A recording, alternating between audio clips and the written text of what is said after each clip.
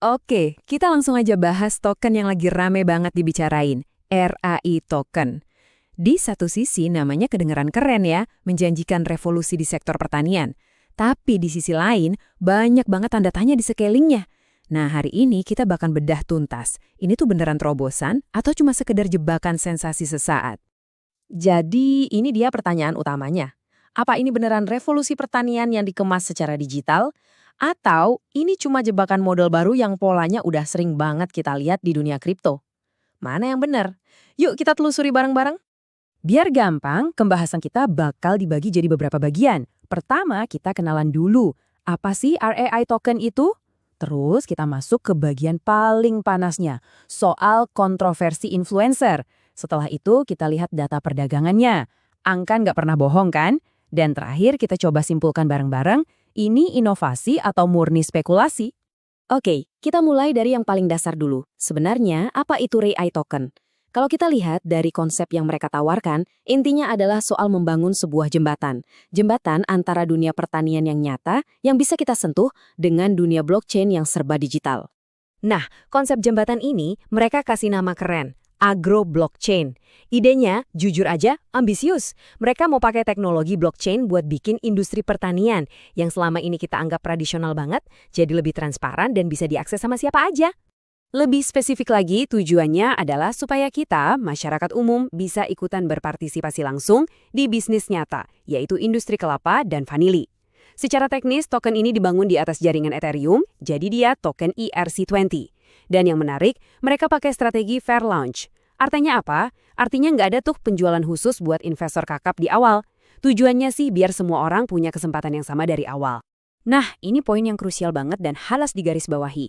RAI token itu utility token, bukan stablecoin. Jadi jangan harap harganya bakal stabil kayak rupiah atau dolar. Sebagai utility token, harganya itu murni digerakin sama permintaan dan penawaran di pasar.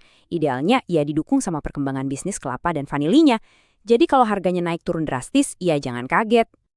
Oke, itu tadi kan janji-janji manisnya. Sekarang, yuk kita pindah ke sisi lain dari koin ini. Sisi yang bikin RAI token ini jadi perdebatan panas di mana-mana. Nah, ini dia pemicunya.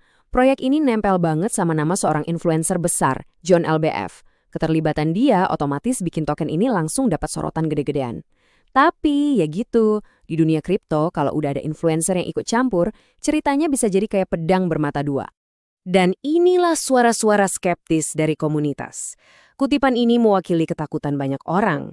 Khawatirnya para investor retail yang baru masuk karena ikut-ikutan hype dari influencer, pada akhirnya cuma bakal jadi exit liquidity. Atau kasarnya, jadi pintu keluar buat para pemain awal yang mau cuan dan kabur. Kita jadi yang nanggung rugi. Pertanyaan ini muncul bukan tanpa alasan. Para pengamat kripto yang udah lama di industri ini merasa kayak deja vu. Mereka ngelihat ada pola yang mirip banget sama proyek-proyek heboh lainnya yang di-endorse sama tokoh terkenal. Coba deh kita lihat perbandingan ini. Banyak banget yang nyamain kasus RAI token sama ASX tokennya Anang Hermansyah dulu. Polanya mirip, sama-sama dipumping sama hype besar di awal, harga meroket. Tapi kita tahu kan nasib ASX gimana, proyeknya nggak jelas, dan banyak investor awal yang akhirnya nyangkut. Nah, kekhawatirannya, apakah pola yang sama persis bakal kejadian lagi di sini? Oke, janji udah kita dengar, peringatan dan deja vu juga udah. Gimana kalau sekarang kita kesampingkan dulu semua narasi dan drama itu? Yuk, kita lihat datanya langsung. Angka-angka di pasar perdagangan. Menurut data dari CoinMarketCap, token ini bisa diperdagangkan di beberapa exchange.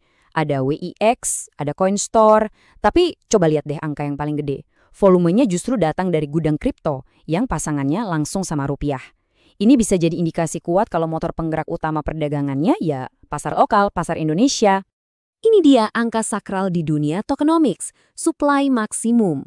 Total token RAI yang akan pernah ada di dunia ini cuma 50 juta. Titik. Kenapa ini penting? Karena angka yang terbatas inilah yang menciptakan kelangkaan yang nantinya jadi salah satu dasar buat valuasi proyek ini ke depannya. Dan grafik ini benar-benar menceritakan semuanya soal volatilitas. Bayangin dari titik terendahnya di sekitar 800 ribuan, sempat terbang sampai lebih dari 4 juta rupiah, dan sekarang stabil di sekitar 2 jutaan. Pergerakan harga yang gila-gilaan ini nunjukin banget kalau spekulasi dan hype yang main di sini tuh kenceng banget. Nah, setelah kita lihat konsepnya, kontroversinya, dan juga datanya, kita sampai di jantung perdebatan ini. Jadi, kesimpulannya gimana? Ini beneran inovasi atau murni ajang spekulasi? Yuk kita taruh keduanya bersebelahan. Di sisi inovasi ada janji yang mulia. Ada ide menghubungkan blockchain sama bisnis pertanian nyata, bisnis kelapa dan vanili. Tapi di sisi spekulasi ada risiko yang sama besarnya. Ada bayang-bayang kalau ini cuma sekedar fenomena hype yang didorong nama besar dan cuma mengulang pola kegagalan proyek-proyek serupa. Keduanya adalah argumen yang sama-sama kuat saat ini. Pada akhirnya, setelah kita melihat kedua sisinya, keputusan ada di tangan siapa? Ya, di tangan Anda sendiri. Mau percaya sama janji inovasinya, atau mau waspada sama resiko spekulasinya, itu pilihan Anda.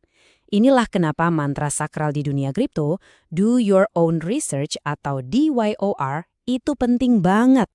Jadi, pertanyaan finalnya itu bukan apakah token ini bagus atau jelek. Bukan itu.